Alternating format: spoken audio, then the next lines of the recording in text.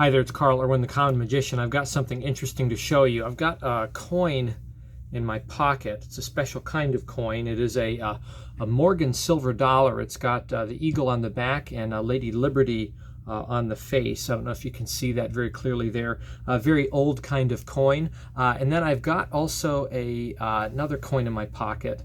This is a English Victorian penny. There's a horse and rider on the back, and then Queen Victoria is on the face. It's made out of copper.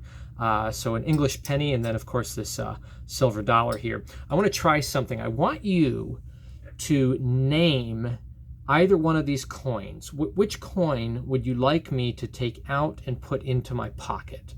Whichever one you pick is what we'll use. The half dollar or the dollar? The dollar, okay. So I've already done it. It's done.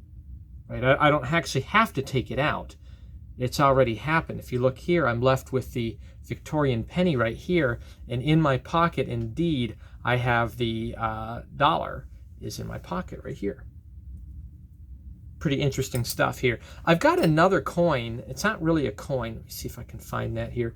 It's not really a coin. It's more like it's a poker chip. It's a piece of plastic. It really could be any value, whatever value we assign to it.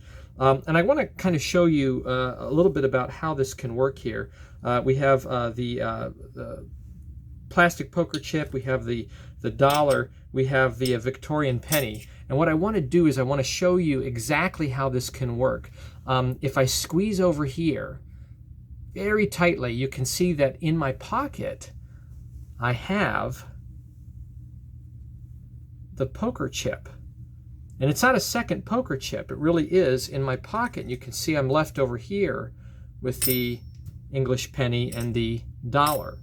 Now, I know that happened kind of quickly and you didn't really have a chance to catch up, but I want to show you exactly how this works. If we take these items and I put them again into my hand, just like this, and I reach in and I take one out, we'll take out the, the middle one was the, we'll take out the silver dollar. I'm going to put it openly. You can see it now.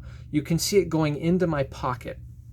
I place it into my pocket and something unusual is going to happen. Have you ever seen the movie Tenet? It's a Christopher Nolan psychological thriller, Tenet, right? And it deals with the direction of time, not really time travel, but actually engaging in time, moving forward or backwards through time, sometimes in the same place as yourself. It's kind of a mind-blowing concept. But you see, what's happened here is we can create an anomaly. You can see the penny is actually in my pocket. And in my hand, where the penny was supposed to be, is the dollar. So you have the poker chip, the dollar, and the penny. Now, I don't want to let this go, this idea about anomalies in the direction of time. You see, all of this has already happened. We've already been to this place. You don't quite remember it. But part of what we're looking at is flowing forward, and part of it is flowing backwards through time, which is why we have these kind of unusual circumstances happening. I can prove it to you, actually. I've got a note that you've already read. This is a note to you. And I'm going to set it right here. You've already read it. This has already happened. We've already done this, but we're going to do it again, but actually again for the first time because it's already happened. I'll show you what I mean. Go ahead, just slide any two of these away, any two that you want. Go ahead and slide those away. Take those two. That's great. Go ahead and slide one of them back. One of them back. Very good. So we've got these two right here. Go ahead and pick either one you want. You can take this one or you can take that one. You want to take that one? Okay, you go ahead and take that one. So you're taking the penny. You're going to hold on to that. I've got the dollar over here. I'm going to hold on to this. I'm going to give you one more chance. Would you like to swap coins with me? The dollar for the penny? No, you're good? Okay, you're going to hang on to the penny. You hold on to that. I've got the dollar over here. Like I said, this was a note that was written to you. You've already read it. You've already been here. But I'll have you read it again for the first time. Go ahead and open this up and read through it based on the choices that you've just made for the first time, but have actually already made in the past and the future. Go ahead and read it.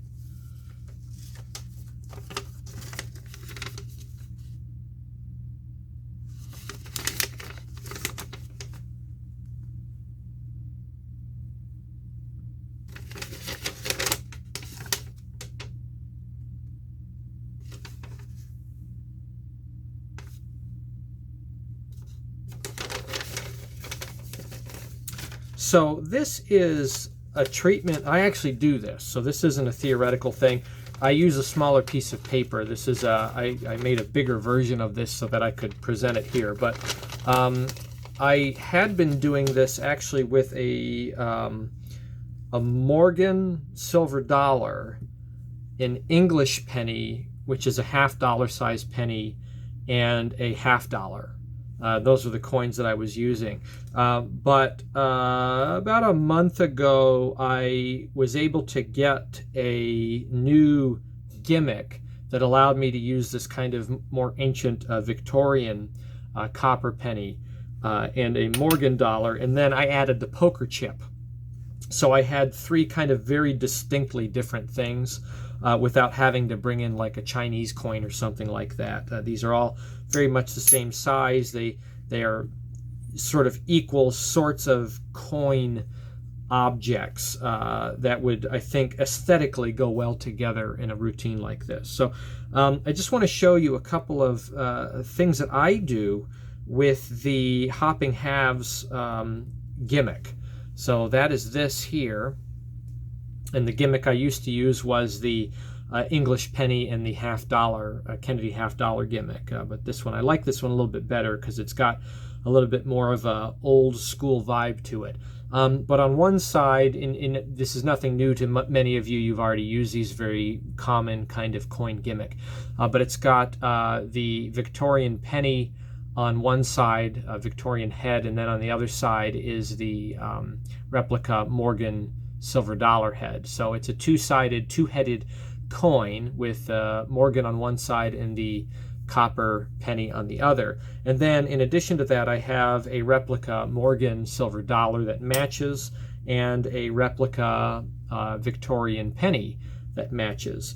And the way I have this set up is in my pocket, I keep a little, this is an ID wallet that I use for coins because it works nice. You can carry the coins in there, and then when you're ready, you can flip it inside out, and it becomes an index. So you can have it sitting in your pocket, and you can just remember which side you have coins in. That way they're not bumping into each other, banging into each other. I put the Morgan, the true Morgan, in the front. I put the true copper penny in the back. I put the poker chip free in the back, and then I usually put this in the front. And oftentimes I'll do this in my back pocket. I have it here in my front pocket for right now, but because I carry things in my pocket, usually have a phone there, I'll carry this in my back pocket, and I'll reach back there to do stuff or to pull the coins out initially.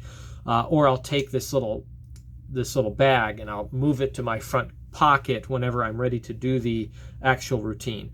So this is the setup, and I have this sitting in my pocket on the side. What I do is I have my prediction. We'll get to this in a minute. This is a free will prediction, which we'll talk about. Set that aside. What I do is I take out the gimmick and I show the Morgan side first, and I talk about what is on the coin. And one subtlety is I describe what's on the back, but they can't see it. I say the eagle is on the back, as if that's what we know about the eagle is on one side of coins. And then I say, but the Lady Liberty is on the head. I wondered if you can see that there, that the image on the head. And then what I do is I'm set for a palm, right? I can just palm the coin, classic palm. I do a false transfer, palm the coin, as if I'm dropping it in my hand, and then I curl my fingers up and kind of bob it up and down like something is in there, right? So like as if I'm carrying a coin. And this can really be right out in the open. It's a subtlety I've talked about before about dealing with coins. Rather than putting something in your hand and gripping it and holding it and hiding it, keep the fingers open and act like there's something there, okay? Like you're playing with it, toying with it. Don't overdo it, but just a little bit. And just keep it hidden from view. And I'll note also that I have a ring on this hand. This is another idea I've talked about, is using a ring. If you wear a ring, this helps if you're married or whatever, and you have a ring on the left hand, rather than make it a liability, something that clinks against your coins when you don't want it to, use it. Use it to make noise, and that's a subtlety that I use here. So I have pretend that I have the coin in my hand, and I reach in my pocket, and then what I do is I turn over the gimmick and I bring it out as the copper penny. and I point to it with the hand supposedly holding the dollar, and I point and I say there's a horse and rider on the back, and you can see Victoria is there on the front. And then what I do is I say, and this is made out of copper, and what I'm doing is I'm actually clinking it directly on my ring as if I'm clinking it on the coin that's in my hand, but there is no coin there. So I do this, and then I drop it on my ring. I try to hit my ring to get that little clink again. And then, as one last subtlety, I say I have the copper coin, and again, I've got the silver dollar, and then I drop that back in my hand. Now, it's very important to just remember the orientation as you drop it in, that the copper is facing down and the Morgan is facing up. So when you turn your hand over, it is reversed. The copper is facing up and the Morgan is facing down. Just remember that. Then I ask the spectator to choose which one they'd like me to put in my pocket. We need to do that for the experiment. Whatever they say, I say it's already done. I've already done it. And then what I need to do is display the opposite coin face on the gimmick out of my hand. So if they say the silver dollar, I say you can see that the silver dollar is indeed gone, and I open up and I show the copper side. If they say the copper penny, I turn my hand over and I show the Morgan side. And then it's a matter of reaching in and taking out the one that they called. So if they called the penny, I'll take out the penny, and I bring that back out and I drop it on top. And that is a really, really amazing kind of use of the hopping half, because it doesn't require you to actually move a coin. You're really doing heavy lifting right off the bat, and it's because we just set ourselves up with a single coin as a double. So I've never really seen anybody use it in this way. I'm sure someone's done this before, but it's an idea that I had to use it kind of more overtly out in the open by showing one side, making some noise, and then showing the other side in the same hand as if it's two coins. So that's that. We're left now in this situation where we have the gimmick, Morgan side up, the copper penny sitting on top. Then I reach in my pocket and I take out the poker chip. And what I do is I put it in my hand and I place the other coins on top. And then I do another one of these palming moves. Now, the thing is that the effect I just did before this was a called out coin. It's actually a stronger effect than what I'm about to do. But it doesn't, because it's a completely different effect, it doesn't tip off the, it's not like I'm doing coins across or something where I dump coins over to my hand and they expect something to be here. Okay, the effect is different. They have no expectation that I am holding anything out. They just saw the impossible. Okay, so I can get away with this. But what I'm going to do is I'm going to do a transfer, partial transfer and a false transfer, and palm back my chip as I toss them in my hand. And then I gesture openly, palm up display, fingers out, and I gesture like this. I say it's the same kind of thing we're going to do here. If I squeeze and then I reach into my pocket and I just get to business, I pull out the poker chip. And then you can see over here I'm left with, and now here's what you have to do is make sure that you display this properly. If I open palm up right now, I have to remember my condition. I have two copper pennies. So what you want to do is turn over and bring them around, and you can see that you have the penny and the Morgan. So now I'm left with the chip out, the real copper penny, and the gimmicked Morgan. So what I want to do now is put them all together in my hand, and I want to take out the Morgan. I want to take out the Morgan, or I want to take out the gimmick as the dollar. Okay, I want to take out the gimmick as the Morgan. So I set them in my hand, and then I turn them over, and then I reach in and I grab the gimmick, which is on the bottom, and I pull it out as the silver dollar. And this might be different if you're set this other way. If they chose the other coin at the beginning, this will switch, right? So I take it out as the Morgan. I take the Morgan and I say, I'm going to show you exactly what I do. You can see that I'm placing this directly in my pocket. You can see it happening. I place it in my pocket, and then what I do is I actually go for actually I did this wrong. Excuse me. in my talking I messed this up. I want to take this out as the copper penny, okay, because I have the penny in there. I want to do the reverse effect. So I close up my hand and I make sure that I take this out as the penny. I put the penny in my pocket, and then what I do is I do the switching effect, right? I take out the Morgan, which should blow their minds pretty well, and then I show that it has changed. So I actually have 3 separate effects. I have one effect where they call a coin and it goes in my pocket. I have another effect where I cause a third item to transfer kind of instantly. And then I have a third effect where a coin changes denomination openly. They see one go in my pocket and it comes back, and all the while they've only seen 3 coins. And the beauty of this is that I end up with 3 real objects. So now I'm at the end of this and I have 3 real objects. I've done a full coin routine, a very simple, straightforward coin routine, and I end up completely clean now. And I'm ready to do another coin effect that isn't a coin effect at all. It's a mentalism effect, and it's my favorite kind of use of coins is to do something that doesn't require any sleights at all. So this is still kind of in the realm of coin magic, but it's using a completely different principle. Now, granted, this is not the strongest use of the free will principle. The best use of a free will principle is doing it such where you have, say, 3 cards that are face down and you don't know the values, right? And maybe they're marked so you know what they are. And then choices are made and nobody really knows what the situation is, and then they're revealed with the note. This is not as strong as that. That's a far better way to do the principle. But this still works pretty well. I've never had anybody catch up to what's going on here. And I've done this with every possible combination, and it always works out well. This is the handling I prefer for this principle, created by Duddy Corbezier, and it's now included in a number of different effects that you can buy out. There's actually a book, I want to say, I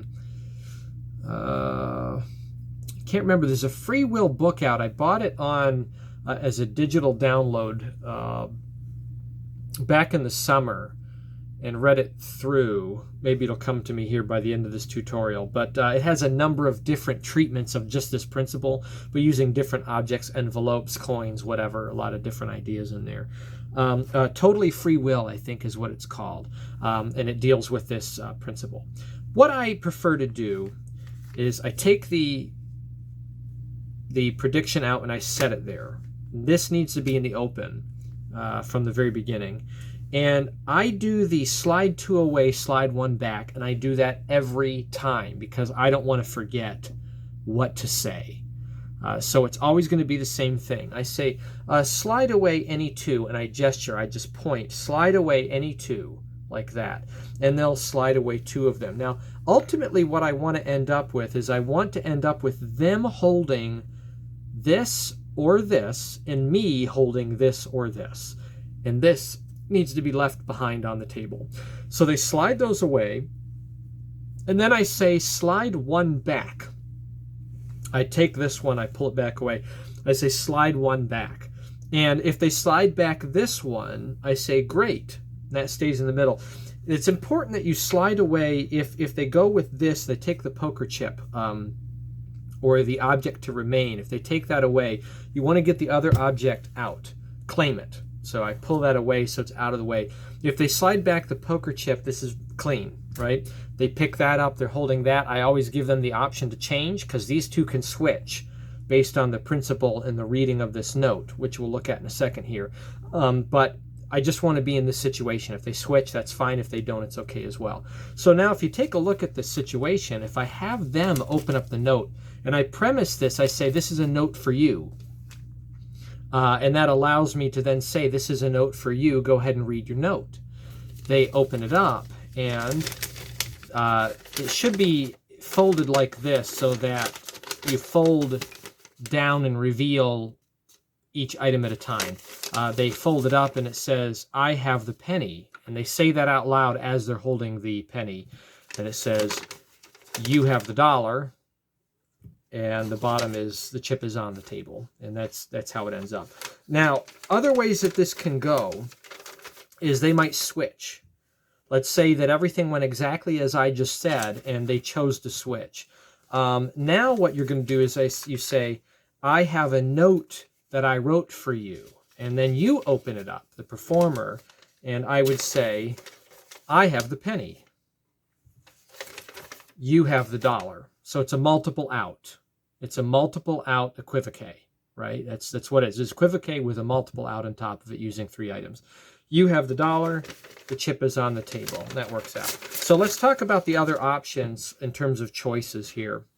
Hopefully that's clear enough for you to use in this kind of very shallow, simple way. Other options, they could take both coins like that. And if they do that, what I want to do is slide away the chip. It's really the same motion every time. I'm always doing the same thing. If they take those 2, I do that. If they take these 2, I do that. If they take these 2, I do that.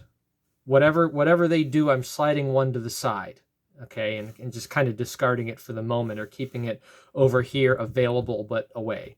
Then I say slide one back. If they slide this one back, okay, and they keep the chip, so this is one option. They've either taken those 2 or they've taken these 2. Either one, okay. If they slide back the coin, what I do, and I have a coin, what I do is I say great, as if they've taken this, as if they've eliminated this. I don't say that. I never say that anything is eliminated. I just say great, and I pick up these 2 coins that they slid this one back to me. I bring it together with the other one that I set aside, and I say go ahead and choose one. So they choose one of them, and now I'm set, and I say I give them a chance to change your mind. Would you like to change your mind? So I'm back here again. That's pretty much it. They either are going to take the 2 coins and leave that in the middle, in which case, if they do that, I slide this out of the way, they push one back, I pick that up, and then I ask them to choose to switch if they want to. And it all comes out the same way. The chip is sitting here on the table, they've got the coin, I've got a coin. So remember this when you're doing equivoque, and I do this with all 3 or 4 equivoque. It's always the same. I'm consistent on this. Slide away 2, push back 1. Always the same. And it will always get you in those 2 motions down where you need to be. It just has to do with what you choose on your end to make it come out right. So anyway, that is the free will principle applied to a 3-coin sort of ending to a very basic sort of coin routine using the hopping half or sun and moon gimmick, as this can be called.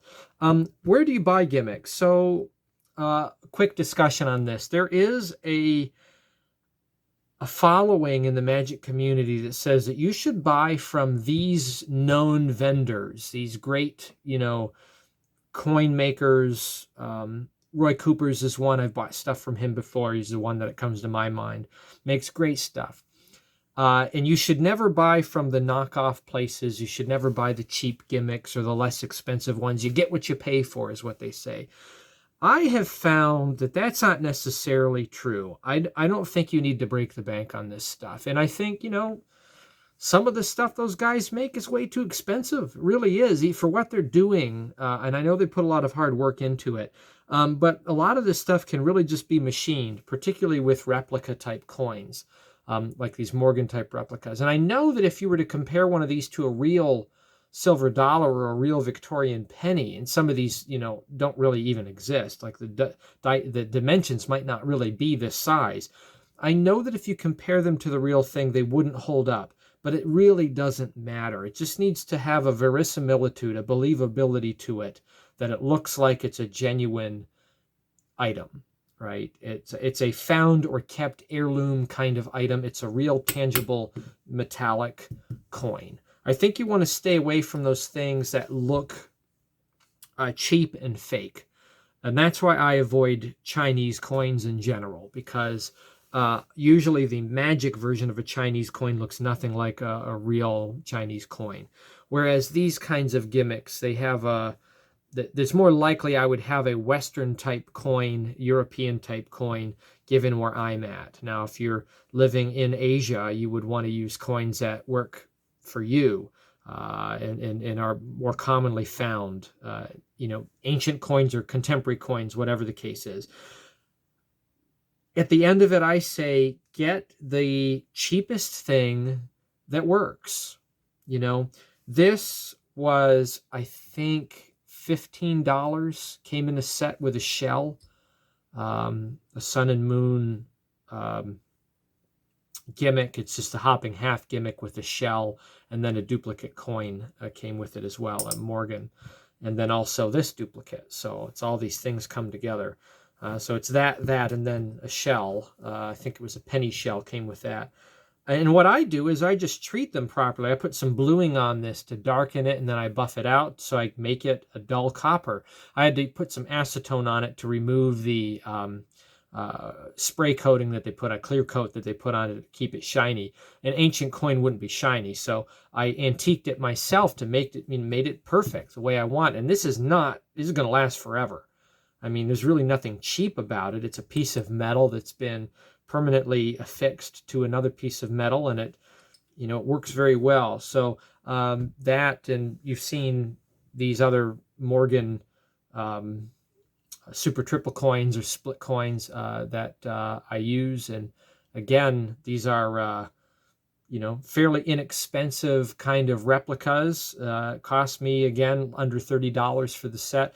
I got some, I just bought a roll of, what is it? The non-stick, coated tape, Teflon tape. It's a Teflon coating. It's used, what the tape is actually for, and this, you'll find this on Roy Cooper's coins he puts on his split coins. It is, I think what it is it's for vacuum sealing or welding sealing. It's a high temperature tape that has a Teflon coating on it. You can buy a roll of it, again, for like $10, like 30 some feet of tape. And you just put it on there and cut it out with an X-Acto knife, and it'll last. It's the exact same stuff that they're putting on the $100, $200 coin sets. And rather than buy a $10 piece, you can buy a $10 roll and just, use it. It's probably the only roll I'll ever buy for this. Honestly, I'll be dead before I get through that roll, replacing the Teflon coating on my split coins. I mean, they're so cheap. I've got several of them. So that's that. Also, steel coins, steel replicas. These have the added benefit of being magnetic. And even though these are completely different manufacturer, this is the brass replica, this is a steel replica, I've put them together in my hand, in some routines. And apart from slight differences, minor differences in maybe the color and some of the detail, if you look really close from the normal casual distance, you can't really tell the difference. So I think I got a set of 10 of these steel ones, again, for under $10, so $1 a coin. Steel replicas, cheap Chinese manufactured coins, they work very well. There's no need to break the bank. These will last. I just think about some of the magic props that you can buy that cost an arm and a leg, and they're extremely fragile. So it's not like everything you buy from a reputable vendor is going to last forever. You don't really need to think about your props in that way. Read reviews, that's the key. Read reviews, make sure that you're not buying something that really is a piece of junk that other people before you have determined is a piece of junk. So anyway, that's my idea using the hopping half split two-sided coin. Many of you probably have one of those. Just another way of using it, passing off one coin as two, using that clinking subtlety, and adding a third item, little kind of a copper, silver, brass sort of routine there, using a poker chip instead, doing a basic slights, and ending with a free will principle kind of revelation. I use Tenet, right? I talk about time travel, and it really makes no sense whatsoever, but it just seems to work for me whenever I do this sort of thing. It's a good confusing plot that means I don't have to explain very much. So those are my ideas. Good luck with that. Happy magicking.